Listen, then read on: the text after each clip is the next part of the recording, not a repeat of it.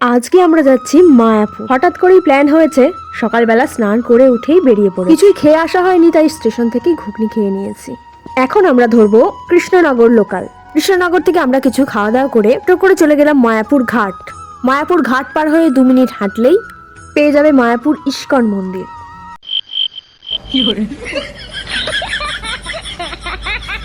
যেতে মোটামুটি প্রায় আমাদের 2 ঘন্টা লেগে গেছিল। আর আমরা স্টেশন থেকে একটু কচুরিও খেয়ে নিয়েছিলাম। আর এই চলে এসেছি আমরা মায়াপুর ইস্কন মন্দিরে। ভীষণ সুন্দর একটা শান্ত পরিবেশ, আর এই জায়গাটার মধ্যে সারা দিন হরিনাম হয়। তবে এই জায়গাটাকে আমি শান্ত বললাম তার কারণ, খাওয়ার সময় আমরা হাজার হাজার ভক্তকে দেখেছি, কিন্তু ঘোরার সময় অদ্ভুতভাবে কি শান্ত পরিবেশ, কোনো ভিড় নেই, ঠেলাঠেলি নেই। আর এই হচ্ছে সেই ভোগ প্রসাদ। একটি আকর্ষণীয় মন্দির যেটা 2025 ফেব্রুয়ারিতে খোলার কথা, সেটি হলো এই মন্দিরটি।